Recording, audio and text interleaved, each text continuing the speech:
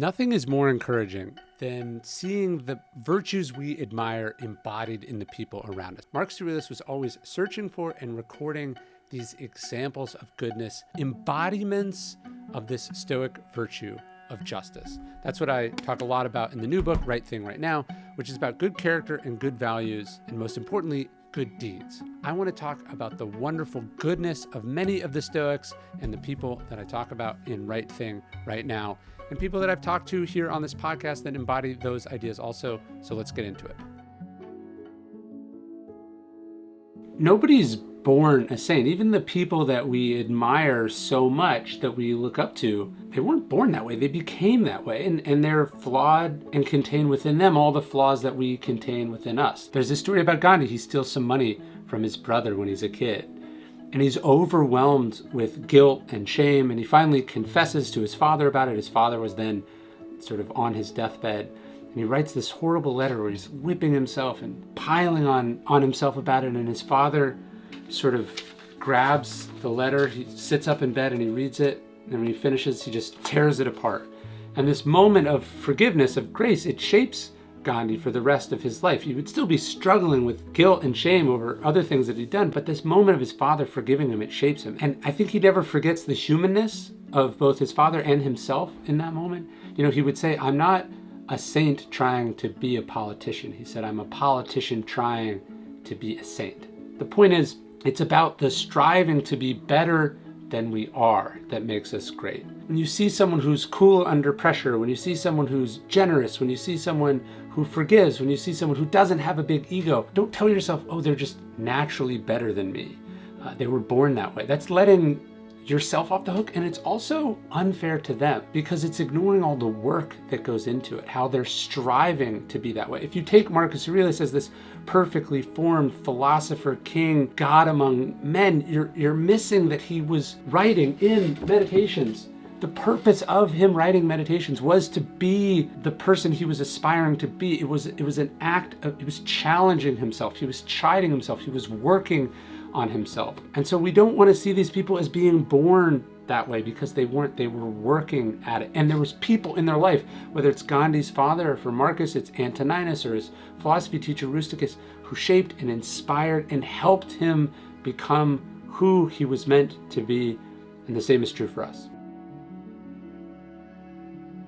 There's an amazing story about Kurt Vonnegut and Joseph Heller, who wrote Catch-22 and Slaughterhouse-5. They're at the party of this billionaire. Vonnegut is teasing Heller and he says, this billionaire whose house we're at, he made more money this week than your book will make it its entire life. And Heller says, but I have something that he doesn't have. Vonnegut says, what's that?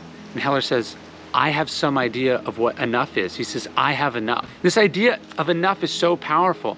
Seneca, who quotes Epicurus, says, if you don't regard what you have as enough, you will never be happy, even if you rule the entire world. Enough is never enough, the Epicureans and the Stoics say, for the person who enough is too little. And if you can get to a place of enough, what I have is good, everything else is extra, then everything you get is a bonus, and the rest of your life is amazing. But if you tell yourself you'll only be happy if I'll feel better when, you'll never get there. The finish line will move, I promise you. Enough is enough. In the Roman tradition, it was much more common if you didn't have a son, you would adopt a son. The Emperor Hadrian is old, probably gay, does not have any children. He sees something in Marcus. Marcus is young, but he sort of starts mentoring this boy. They actually go like hunting together. Hadrian realizes he's too young to name him emperor.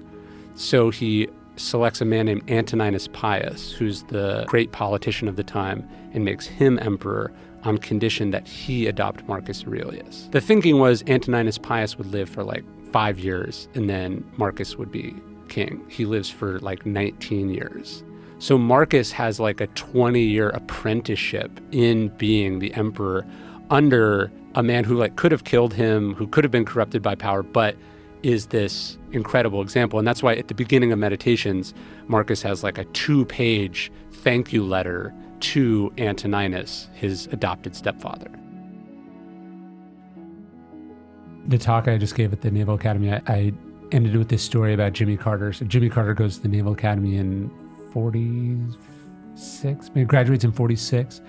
And so he wants to be on nuclear submarines. So he ends up, at that time, all the candidates are interviewed by Admiral Hyman Rickover, who's sort of the head of this program. He does it for years and years and years. And so it's this interview process. It's the best of the best. It's the most competitive slot. And so it's sort of this long interview. They talk about books and they talk about physics and they talk about history. And then finally Rickover goes, how did you do in your class at the Naval Academy? Carter's like, great. I was like 32 out of 400, whatever. He's thinking about rank. And I started talking about his grades and how great he did. And Rickover just goes, but did you always do your best? And he's, of course, your instinct is, yeah, of course, right? And then he's like, thinks about it. And he's like, well, he's thinking about all the times he didn't do his best, right? Like all, classes that he phoned in or, he could have gone and done extra PT, he doesn't. And he goes, you know what? No, I didn't always do my best. And then Rickover goes, why not? And then he just gets up and leaves. And that question sort of haunts Jimmy Carter for the rest of his life. Like his campaign biography when he runs for his first office is called Why Not the Best? Like, why didn't you do your best? And so, I think people who are really great, and people don't always think of him as a great president. He actually was a great president and was a much better ex-president. Like, without question, the best person ever to have been president. Like, up until a couple years ago, he was still building houses for Habitat for Humanity. He's cured all these diseases. He's brokered all these peace treaties and stuff. A great human being. But really great people are not actually thinking about, here's my list of accomplishments. They're like, I always did the best I could do in the situation that I was in. I didn't quit, 3 laps in. Like, I went until I fucking fell over, like that. To me, it's like, did you do your best? Yes or no? Yeah, and I think with that, at least for me, I don't know if there's ever truly 100%. Sure. Because throughout that, if it's something hard, you're gonna have the false step here and there, and the debate in your head about quitting and whatever. And there might be a bit of wasted. I don't know if it's wasted time, but not productive time in that moment. But like, if you just keep. I think your best is dealing with that and seeing through that. Sure. So it's not like you're 100% optimal performance at all times or whatever. It's just not. It really is just not quitting in a sense. Yes. But yeah, that's absolutely I think that's in common with pretty much anybody that does anything at a high level. It must have been one of the greatest parties of all time. It's in San Francisco. All the beats were there. Kerouac and Ginsberg. I'm sure there was drugs. I'm sure there was music. It's like one of those legendary literary music scene moments that, we think they don't make anymore. But at that party, there was a young poet. Her name was Diane de Prima. And she's there. She's enjoying the scene. She's an aspiring writer. And she gets up to leave around like 9 or 10 o'clock. And then Kerouac, who comes off as a real asshole in this story, he says, where are you going? And she says, I have to go relieve my babysitter. And Kerouac says, if you don't forget about that babysitter, you'll never make it as a writer. He was saying that she had to be selfish. She had to think about her career. She had to, live the artist's life to make it. And that being a diligent mother or parent was a distraction from that. So I think it's to De Prima's credit that she's able to look at this, at that point, sort of literary God, and look at him and say, no, I'm going to keep my word to the babysitter. That it actually takes the same discipline to keep her word to the babysitter that it does to keep her word to herself. If she says, I'm going to get up at this time and write, if I'm going to do this many pages, if I'm going to read this book, I have to be able to be honest. I have to be able to keep my word to myself also. So this idea of being a flake, of just doing whatever was easy or whatever was the most fun, she saw it as a violation not just of her role as an artist, but also a violation of her role as a parent and her moral code. And so we could think of this idea of keeping our word to ourselves and to others as a matter of both discipline, which it is, but also a matter of justice. We see how these two Stoic virtues intersect with each other. As a writer, if you tell yourself, this is what I'm going to do, you got to do it. As a parent, if you say, I'm going to be there at this time, this is what you got to do. If you tell someone that you'll support them, you'll be a part of something, you'll show up somewhere, even if you'd rather not, even if it feels like a distraction, you got to do it. You got to keep your word to yourself and others. And that's what the virtue of justice is. Justice isn't just what happens in the law court. There's no law court that says, oh, you got to be home by a certain time. But justice, this Stoic idea, is about the words we keep to is about the promises we keep to ourselves, and they have to be sacrosanct. The assassination of Julius Caesar, right? All we talk about is Brutus, who does it. Yeah. But Brutus's wife is named Portia, and she's Cato's daughter, the other famous Stoic. And so she's the one that actually is like, her husband is afraid he can't do it. He's not sure, but she's the one. She's like, you got to do this, right? Like, but again, we celebrate the dude and not the other person behind the story. This is in Shakespeare's play, but it's also in Plutarch. But he's thinking about doing it, but he doesn't want to tell his wife. And she finds out that he's thinking about it, and she realizes that he doesn't want to tell her because he's afraid she would break under torture, right? Okay. So she stabs herself in the leg, and then binds the wound, and then just sort of endures it all. And she's trying to prove just to him that, like, look, I can take pain like better than you can. My all-time favorite Marcus Aurelius story comes at the depths of the Antonine Plague. It's ravaged Rome.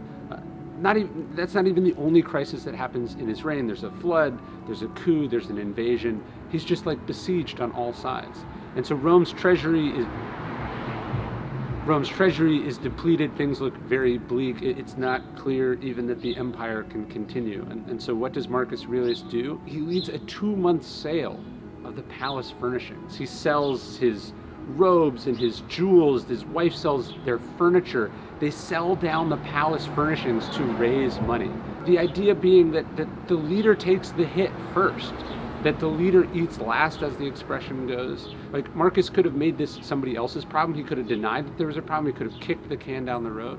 Instead, he stepped up and he did the hard thing, and he did the hard thing as a bit of demonstrative leadership. And to me, that's what I love about Stoicism. It's an interior philosophy, but it's designed to shape your actions in the real world, where the stakes are really high. Marcus Aurelius wasn't a philosopher. He was a leader who happened to be a philosopher.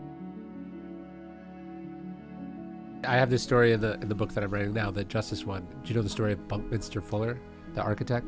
So he's sort of failing as an architect. He's just been kicked out of Harvard. He's a drinking problem. He just buried one of his children.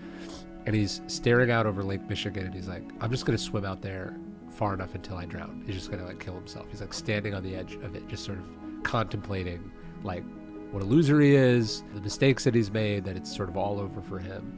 And he hears this voice, and the voice basically says, like, how dare you? He's like, how dare you think this belongs to you?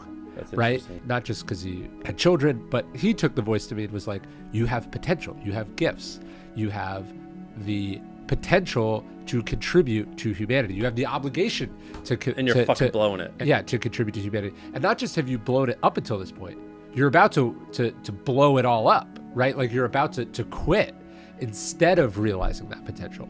And that voice sort of brings him back from the edge, and he goes on to be this sort of fascinating, sort of influential character. And hopefully, we'd say also sort of makes it right with his kids and his spouse and his family, and is just also like a nice, decent human being. Maybe that's too much to ask, I don't know. But the idea is, like, it doesn't belong to you. I think anyone with gifts or potential or talent, that comes with certain obligations. There's this amazing story about Ulysses S. Grant. He goes to West Point as a young man. He's this promising young military officer. He serves honorably in the Mexican-American War. But then something goes wrong. Maybe it's the drink, maybe he hates the army, but he basically ends up working for his dad, selling firewood by the side of the road. This is a big fall, from West Point to selling firewood by the side of the road. And one of his old friends from West Point comes by one day, who's still in the army, well on his way, moving his way up through the ranks. And he's ashamed to see his friend doing this. And he says, good God, Grant, what are you doing? And Ulysses S. Grant just looks at him and he says, I'm solving the problem of poverty. Meaning that Grant doesn't care that he's doing a so-called menial job or that it's a humiliating occupation. All he cares about is that he's providing for his family, he's doing a good job, and he doesn't think that this says anything about him as a person. He knows that it doesn't say anything about him as a person. There's this great line from Marcus Aurelius. He says, to accept it without arrogance, to let it go. It's crazy to think that just a few years later, Grant would be the head of an enormous army, and a few years after that, he'd be the president of the United States. But for the Stoic, there's this idea that comes from Marcus Aurelius. He says, to accept it without arrogance, to let it go with indifference. Meaning, you don't let the lowly position change who you are, and you don't let the high position change who you are either. None of it goes to your head. You know, none of it says anything about you as a person, because you know who you are as a person, and that's what really matters. One of the best stories in all of Stoicism comes at the founding of Stoicism. Zeno, he's this successful merchant. He comes from a long family of merchants, and he suffers a shipwreck and he loses everything. He washes up in Athens, he has nothing, and there he discovers philosophy. That's how Stoicism starts. And so reflecting on this journey, this thing that he never would have wished happening, changing the entire course of his life and now history, we wouldn't be talking had he not gone through this. He says, I made a prosperous voyage when I suffered a shipwreck, meaning the worst thing that ever happened to him was actually the best thing that ever happened to him. And that's what a Stoic says. We don't control what happens. Bad stuff is going to happen, but we control how we respond to it. We control what we turn it into. And whatever it is, whatever metaphorical shipwreck you're going through, you can make it a prosperous voyage if you think about it that way. I hope you like this video. I hope you subscribe. But what I really want you to subscribe to is our daily Stoic email, 1 bit of Stoic wisdom, totally for free to the largest community of Stoics ever in existence. You can sign up at dailystoic.com/email. There's no spam. You can unsubscribe at any time. I love sending it. I've sent it every day for the last 6 years, and I hope to see you there at dailystoic.com/email.